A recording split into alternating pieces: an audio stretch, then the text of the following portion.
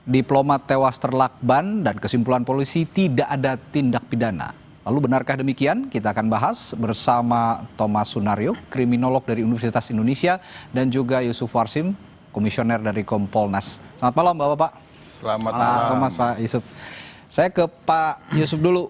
Pak Yusuf, kesimpulannya adalah tidak ada tindak pidana. Tapi sepertinya keluarga tidak puas, keluarga korban ataupun keluarga Arya Daru ini tidak puas dengan kesimpulan polisi itu dan diminta agar penyelidikannya juga dilanjutkan, meskipun polisi menyatakan ini tidak ditutup kasusnya ya, masih akan berlanjut. Bagaimana harusnya polisi menyikapi tuntutan keluarga ini? Baik, terima kasih. Pertama tentu Kompolnas sebagai pengawas eksternal kinerja kepolisian, kami juga tentu melakukan pemantauan bagaimana nantinya yang pasti sikap dan respon keluarga ini sangat penting. Karena Kompolnas sendiri sudah bertemu juga dengan pihak keluarga, dengan istri tentu apabila memang benar respon keluarga terhadap hasil penyelidikan yang sudah dirilis kemarin itu katakanlah belum puas, masih ada pertanyaan-pertanyaan, insya Allah kita akan ketemu kembali, memastikan kira-kira pada sisi mana yang masih perlu dipertanyakan. Yang kedua, Kompolnas sendiri di dalam proses penyelidikan yang kemarin sudah disimpulkan hasilnya, tentu melihat apa yang disampaikan oleh Pak Direktur itu kan sebenarnya dalam bahasa hukumnya itu ya kalau mau tegas, kalau berdasarkan Perkap nomor 6 tahun 2019 tentang penyidikan tindak pidana, hasil penyelidikan itu wajib digelar untuk menentukan peristiwa pidana atau bukan. Tapi kan bahasanya tidak dalam diksi itu. Pertama, disampaikan belum menemukan unsur peristiwa pidananya. Gitu ya. Tapi dalam interaksi dengan rekan-rekan media, diksinya menjadi tidak. Jadi belum atau tidak. Baru kemudian ada catatan kita bahwa Pak Direktur membuka berbagai macam informasi-informasi nantinya apabila ada dari siapapun yang itu bisa dilakukan pendalaman. Itu sangat penting itu. Artinya bahwa kemarin itu sebenarnya merilis ya namanya penyelidikan itu apabila pun hasilnya tidak ditemukan peristiwa pidana atau lebih tegas lagi bukan peristiwa pidana, tapi penyelidikan itu bisa dibuka kembali ketika ada bukti baru. Ada catatan yang kedua, masih berupaya untuk mendapatkan ataupun menemukan handphone yang sehari-hari yang digunakan, yang itu kita anggap terakhir yang itu off. Ya, itu jadi kunci sebenarnya. Ya, apakah nanti ditemukan ada petunjuk yang itu sifatnya petunjuk baru? Bisa saja, bisa saja. Berbeda kalau itu penghentian penyidikan. Kalau penyidikan itu kan tindakan penyidik untuk membuat terang peristiwa pidana itu dan menemukan siapa pelakunya. Kalau dihentikan di SP3, nggak ada upaya selain pra-peradilan yang membatalkan itu alasannya polisi sampai detik ini juga tidak menutup itu ya. Jadi memberikan kesempatan penyelidikan dibuka kembali karena salah satunya barang bukti handphone yang krusial tadi belum ditemukan gitu ya. Betul. Kompolnas sendiri kan sebenarnya sudah melakukan pendalaman di dalam penalaran apabila ini dikatakan dugaan tindak pidana yang itu almarhum sebagai korban pembunuhan. Kita nalarkan betul itu. Tapi di dalam penalaran bahwa ini diduga pembunuhan tidak mendapatkan satu dukungan bukti dan fakta yang bisa mendukung itu. Pertama, soal identifikasi sidik jari. Lakban itu kan lem. Itu melekat itu benda apapun itu membekas gitu. Ternyata identifikasinya hanya sidik jari korban. Waduh. Tidak ditemukan ada sesuatu yang bersifat lain. Nah, itu. Pak Thomas, keluarga sepertinya tidak puas dengan hasil kesimpulan sementara ini. Kalau dibilang sementara, saya bilang sementara karena penyelidikannya bisa saja dibuka kembali dan belum ditutup. Tapi menurut kacamata kriminologi, kira-kira mengapa keluarga korban ini masih menuntut untuk penyelidikan ini dilanjutkan dan menyatakan bahwa ini bukan peristiwa bunuh diri? Ya, ini kan lebih ke misterius ya. Dan perilaku manusia itu kompleks. Ya, makanya kan polisi menggunakan scientific investigation. Nah ini yang di luar ini sudah berkembang begitu liar ya, macam-macam. Tapi saya ingin melihat juga bahwa perilaku manusia ya, itu banyak faktor, tidak mungkin dipengaruhi oleh satu faktor. Yang pertama, kalau menurut seorang psikologi sosial ya, itu ada kebutuhan manusia. Yang paling dasar adalah kebutuhan untuk bernafas, seks. Kalau nggak ada seks kan kita nggak ketemu di sini. Untuk keturunan, rumah dan sebagainya. Yang kedua adalah kebutuhan psikologis, artinya rasa aman. Rasa aman itu bukan hanya polisi ya, misalnya kalau kita mau bercinta atau mau selingkuh kan cari tempat yang aman. Nah, lalu juga kebutuhan sosial. Kebutuhan sosial ini nilai dan norma. Ya, dan kalau itu sudah disepakati secara umum itu jadi budaya. Nah, nilai dan norma ini yang menentukan apakah itu kejahatan atau tidak. Ya, jadi yang pertama yang sudah diketemukan adalah sebab kematian.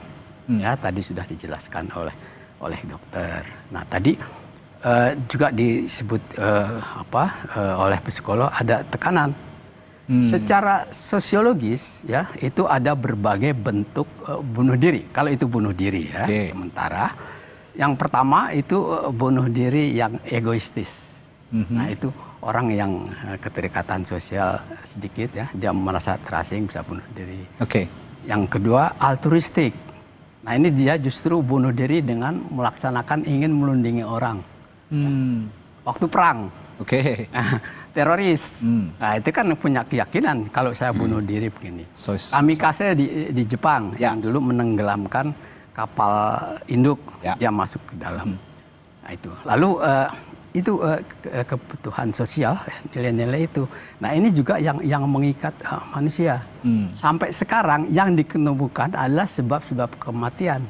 Tapi motivasi kita belum bisa menggali karena yang bersangkutan kan sudah meninggal. Makanya perlu digali ya. Ada satu jenis bunuh diri sendiri yang disebut bunuh diri fatalistik. Artinya dia ada di suatu tempat ya, itu bisa di kantor di mana, sehingga dia merasa tertekan, tidak bisa melepaskan diri, tidak bisa mengontrol dirinya, dan itu menyebabkan bunuh diri. Itu secara teori ilmu sosial. Jadi kita motif-motif sosial belum diketahui. Nah, ini perlu juga pendalaman di kantor dengan siapa. Ya. Nah, saya sebentar selalu kan ada perempuan juga. Apakah ini tidak ada segitiga ini? Tapi keluarga ini kan merupakan orang yang paling dekat dengan korban, dengan Arya Daru, dengan diplomat Kemlu yang tewas ditemukan terlakban ini. Mungkin mereka juga tahu keseharian korban ini atau almarhum ini tidak memiliki masalah ataupun tidak memiliki tekanan, tidak memiliki pertanyaan-pertanyaan dalam dirinya begitu. Tapi mengapa sekarang polisi tidak mempertimbangkan keluarga korban yang ingin dilanjutkan penyelidikannya? Tapi jangan dijawab dulu, Pak Thomas. Saya akan tanyakan hal itu sesaat lagi di Sapa Indonesia Malam. Tetaplah bersama kami.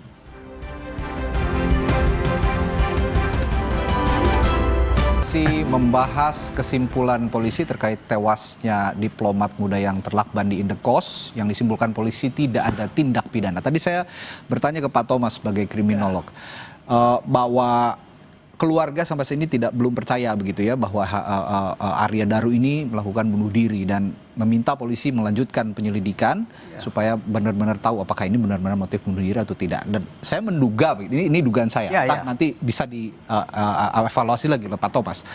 Saya menduga keluarga ini kan punya hubungan yang dekat, punya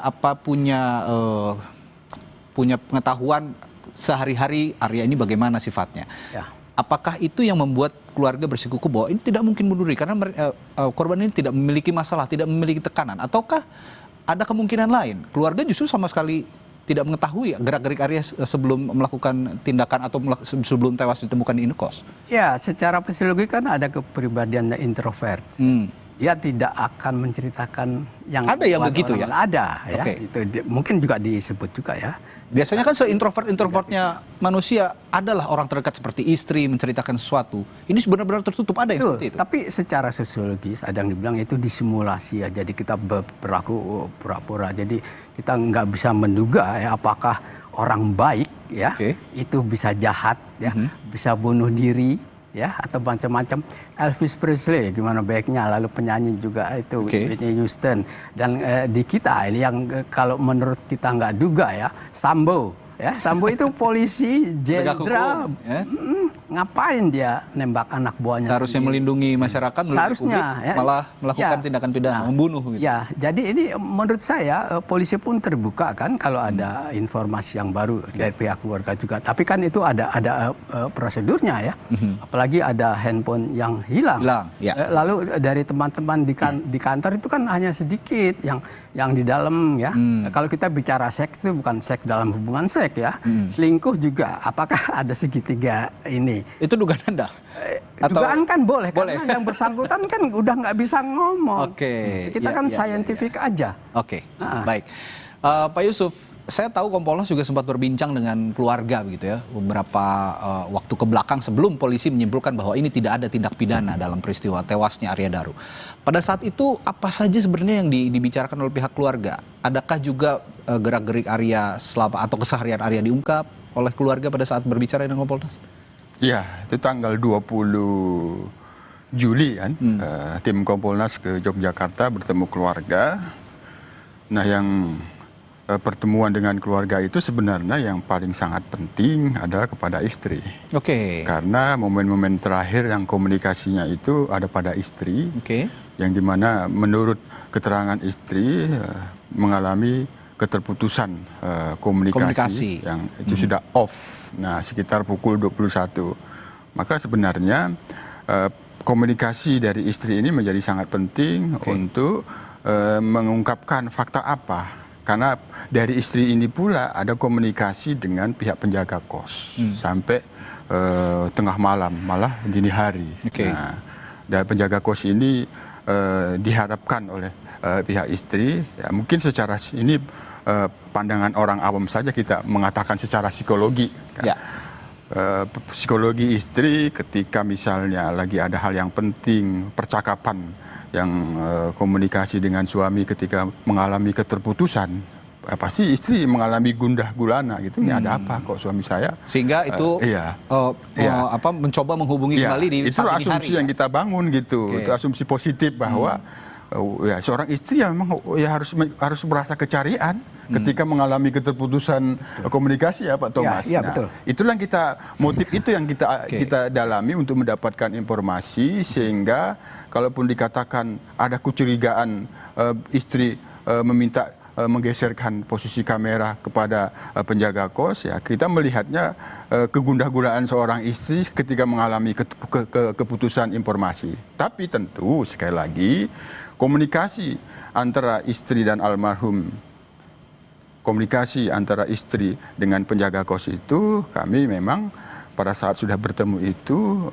menjadikan sesuatu informasi yang sangat penting, yang itu akan kita cek bagaimana penggalian yang dilakukan oleh penyelidik. Nah, tentu bagaimana? Nah, ada ahli yang sudah dilipatkan, ahli psikologi forensik, Apsipor. Ya, saya pikir penjelasan Apsipor itu yang itu adalah pihak independen.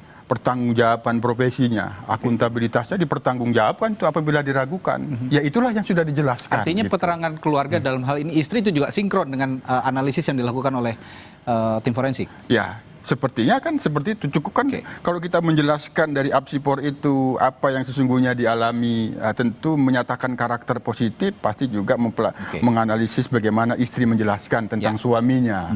Kan itu sangat penting. Nah, itu sudah sangat lengkap. Apabila diragukan, maka profesi psikolog forensik ini menjadi rendah akuntabilitasnya. Pak Thomas, almarhum juga kan dikatakan oleh polisi sebelum tewas ini sempat juga melakukan konsultasi psikologis. Apakah ini juga yang menjadi dasar polisi? Apakah itu juga cukup kuat bagi polisi menyimpulkan bahwa ini tidak ada tindak pidana, alias mungkin dugaannya adalah bunuh diri begitu kira-kira? Bunuh diri itu bukan tindak pidana ya. Itu ya orang mau membunuh diri ya. Kalau itu disebut pidana nanti orang dengan sempurna akan bunuh diri. Tidak ada tindak pidana oleh polisi dan disimpulkan dalam hal ini bunuh diri begitu. Apakah itu juga membantu tadi soal konsultasi psikologis itu tadi? Jadi artinya kan tidak ada pidana ya. Bisa disimpulkan bunuh diri. Atau kan ada yang mengatakan itu kecelakaan. Nah, kecelakaan itu apa? Ya, apakah dia ada penyakit salah minum obat? Ya. Dan ini ya meskipun ini ada riskan, saya tidak membuat kesedihan keluarga ya. Tapi di dalam buku ya yang ditulis juga orang yang punya kelainan kejiwaan itu, Marquis de Sade, orang Perancis bangsawan, dia menulis tentang ratusan kelainan seksual ya. Itu antara lain yang dia bisa menikmati ya kelainan seksual kalau dia napasnya berhenti. Dan apakah benar apa tidak, itu kan nanti ada psikiater dan sebagainya. Nah, sebab orang tertidur pun itu kan di dalam mimpi bisa melihat. Nah, orang narkoba kan macam-macam sekarang. Mau cari yang apa? Kamu yang bercinta yang ini. Nah, itu perlu digali juga. Apakah kecelakaan atau tidak? Nah, ini bisa polisi menjelaskan. Ini kan masyarakat semua yang bicara juga mereka bukan orang-orang yang tidak mengerti. Banyak mereka juga yang dari psikiater di luar gitu. Ya, polisi sendiri pun kadang-kadang, oh ya mungkin betul. Terakhir Pak Thomas, ini kan satu barang bukti sebenarnya yang masih dicari oleh polisi. Telepon genggam ya Pak Yusuf ya. Yang sampai saat ini tidak diketahui keberadaannya, dan saya yakin ini menjadi barang bukti yang sangat krusial karena di situ ada komunikasi dengan siapa saja almarhum berkomunikasi. Nah, apakah nanti ketika handphone atau telepon genggam ini dibuka ataupun ditemukan begitu, ini justru yang benar-benar menjadi titik terang kasus ini? Bisa jadi dimunculkan begitu. Sekarang kan orang biasa pun kan handphonenya bisa 2-3. Apalagi yang dia seorang diplomat yang ini ya. Banyak relasi dan sebagainya. Itu kan macam-macam ya. Ada yang buat bisnis misalnya, ada yang kantor, ada yang buat istri, ada yang buat lain-lain ya. Ya, itu alat komunikasi dengan siapapun. Betul. Ya kan sekarang kita yang mau minta cerai aja bisa pakai handphone. Ya. Mau janjian dengan perempuan bisa lewat ini. Ada khusus itu. Jadi artinya ya tidak menuduh itu, tapi handphone itu bisa berbagai macam informasi kalau ketemu. Tapi kalau yang bersangkutan membuang yang kita tidak tahu atau dimusnahkan ya misteri saja. Sulit, ya? Nah, berarti terakhir saya ke Pak Yusuf, kira-kira polisi bisa nggak menemukan atau sudah ada titik terang nggak untuk menelusuri keberadaan telepon genggam milik almarhum ini? Ya, secara teori kalau kita jelaskan dari ahli cyber kemarin itu, ketika sudah off, sudah tidak bisa aja sinyal. Ya. Sulit sekali dilacak. Yang diketahui terakhir off itu di mana? Di GI katanya. Kecuali dia hidup. Nah, hidup sinyalnya menyala kan begitu. Disitulah menjadi tantangan. Namun kita tentu dari awal memang menanyakan, ini handphonenya di mana gitu. Tapi setelah dicek karena ada data yang dari handphone itu terkonek dengan device lain, itu notebooknya atau laptopnya, sehingga dari laptop itu diungkap ada fakta-fakta yang sudah bisa menjelaskan, sehingga nilai urgensitasnya itu menjadi bukan ini tanpa ini pun bisa, tapi mungkin ada petunjuk lain bisa saja karena pasti dipastikan tidak semua datanya itu terkonek ke device lain, itu bisa saja. Oleh karena itu ya kita tetap mengapresiasi apa yang disampaikan oleh Direktur Penyidik Polda Metro Jaya akan berupaya mencari, ya itu akan terus kita pantau bagaimana hasilnya nanti. Kita akan sama-sama juga nantikan, terlebih ada tuntutan dari pihak keluarga agar penyidikan ini tidak dihentikan karena masih ada ganjalan dari pihak keluarga. Meskipun tadi kita bahas kemungkinan keluarga ada sesuatu yang belum juga diinformasikan kepada publik gitu ya. Apa sebenarnya yang terjadi sesaat sebelum diplomat muda Kemlu ini tewas ditemukan terlakban di perlu kejujuran semua pihak. Harus ada kejujuran semua pihak. Baik, terima kasih Pak Thomas, Pak Yusuf sudah hadir di studio Kompas TV untuk Sapa Indonesia Malam. Kita bertemu lain waktu. Selamat malam, Bapak.